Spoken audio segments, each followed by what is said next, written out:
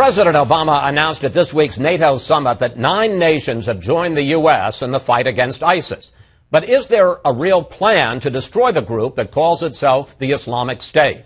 Joining us now, the chair of the House Homeland Security Committee, Michael McCaul, and the head of the Senate Foreign Relations Committee, Robert Menendez.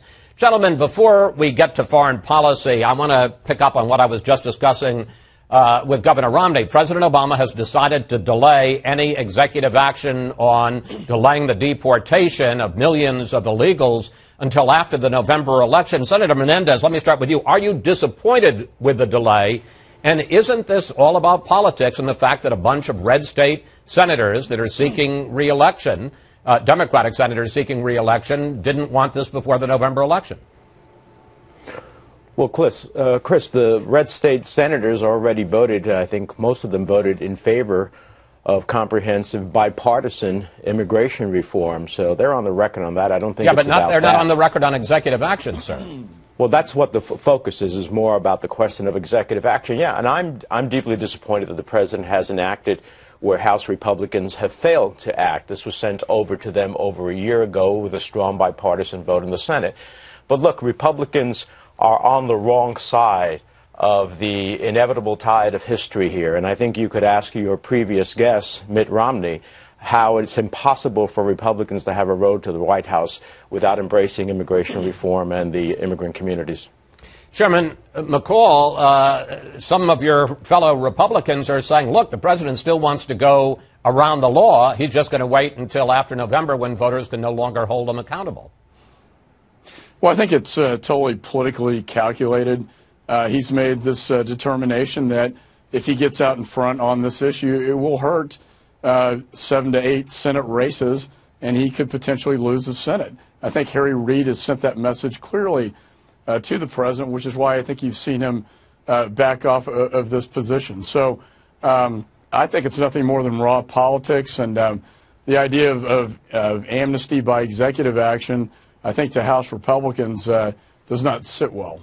Let's turn, gentlemen, to ISIS and the threat of ISIS to the U.S. homeland. Chairman McCaul, there's been a lot of talk about Americans, maybe as many as 100, who have left the United States, gone over to the Middle East, and are fighting alongside ISIS. How concerned are you about them coming home and conducting terrorist attacks, and especially as we approach this week, the 13th anniversary of 9/11? I'm extremely concerned about this problem. I know intelligence officials, Homeland Security officials are concerned about this. We've had 2 be on the lookout notices that have already gone out by the FBI and Homeland Security officials. I think the biggest concern, Chris, is what you outlined, and that is we have somewhere between 100 to 200 Americans that have left the United States to go over there. We have tens of thousands of foreign fighters, many with Western passports that can get legally into Western Europe and many into the United States of America. And I think that's a threat. You don't know what you don't know. And as we approach the anniversary of 9/11, anniversaries mean a lot to al-Qaeda. We know in the bin Laden compound he had plans to attack on the 10th anniversary of 9/11. So I think we're going to be on a very high state of vigilance on 9/11. And I do think the threat is very real. But the best way to deal with this threat is to take out ISIS where they exist today.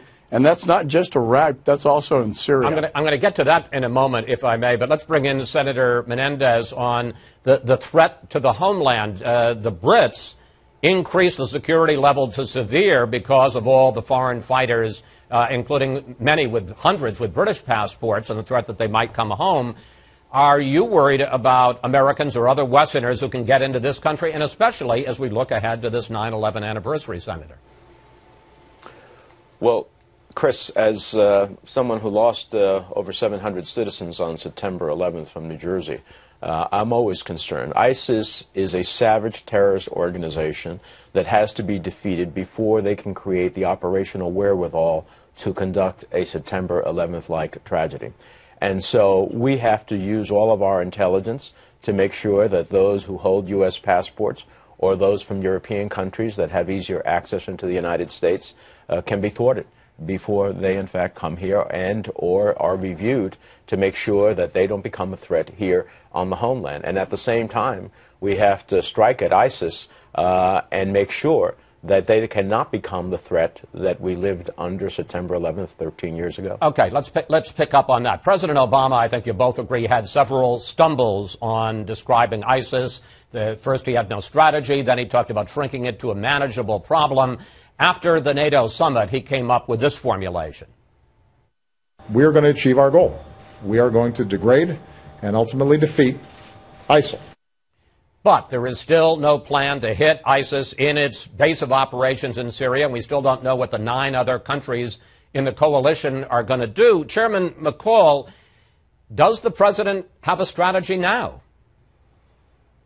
Well, I think, as you point out, the mixed messages coming out of the White House has been very confusing and I think dangerous to American lives. I don't still know what the clearly defined strategy is. As is chairman of the Joint Chiefs, General Dempsey said, to defeat ISIS, you have to defeat them where they exist and where their command and control structure is, and that is in Syria. But he seems to be backing off from that.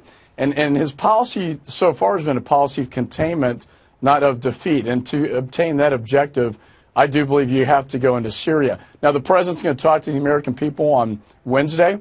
I hope that he expands this into Syria, where ISIS is strongest. And I do think he needs to go to the Congress to update the authorized use of military force to get the additional authorities against ISIS and into Syria. Let me bring Senator Menendez into this, as has just been pointed out. Still no plan to launch airstrikes against ISIS in Syria. And when it comes to the ground game, we're back to talking about the long-forgotten, much-neglected, free, moderate Syrian rebels. Senator, are you satisfied that this president now has a coherent plan to destroy ISIS? I think that what he said at the beginning, I think he misspoke. What he really said was he hadn't decided on the strategy yet. But look, I see a developing strategy here. I see a combination of air and drone strikes against ISIS's leaders, targets, and positions. I see a coalition that is developing out of NATO. I see moderate countries that are aligned with us, like the United Arab Emirates and Saudi Arabia, contributing to the effort.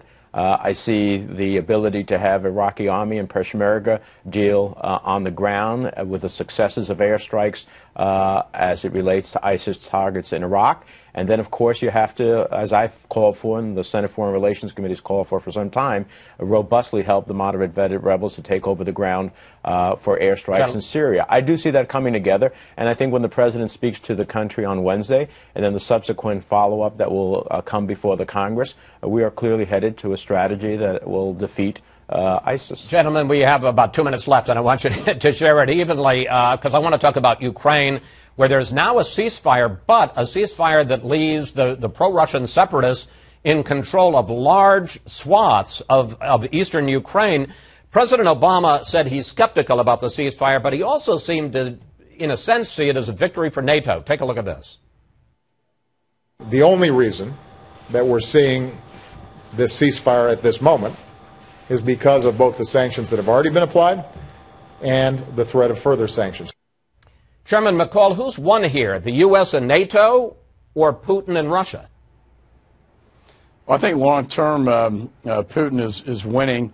I think weakness invites aggression. That's what you're seeing. I think Senator Menendez has called this an invasion, and I agree with that. The Crimea example is, I think, the model here that Putin, if you look at long-term strategy, what is he trying to accomplish? I believe in targeting Russian-speaking peoples across not only Ukraine but the Baltic nations is a policy to regain the glory days of the old Soviet Empire. And with respect to the ceasefire, yeah, we're all very hopeful, but the problem is, even this morning now, you had airstrikes that have basically violated that ceasefire agreement. So I think we're dealing with a very dangerous force here, and I don't think until NATO and the United States leads and actually arms Ukraine with lethal weapons are you going to see Putin really backing off? Well, Senator Menendez, you're just back from the region. As Congressman McCaul pointed out, you have called it an invasion, even if the administration hasn't. You have called for sending military weapons to Ukraine, even though the administration hasn't. Are you satisfied with a ceasefire that leaves the separatists in control of broad swaths of territory in eastern Ukraine? Absolutely not. Look, until Russia returns its thousands of forces and tanks and military equipment back over the border into Russia, and there is a border that is secured, hopefully with international observers, and Ukraine's territorial sovereignty is retained, there is not a solution. This is a temporary pause. And we have to take Putin's calculations and show him he's wrong, which means that sanctions being considered beyond what we've done by both the EU and the United States should take place, should move forward, and secondly, that we should give the Ukrainians the ability to fight for themselves. That will change Putin's calculations. Senator Menendez, Congressman McCaul, we want to thank you both so much. Thanks for talking with us today, gentlemen. Thanks, Chris.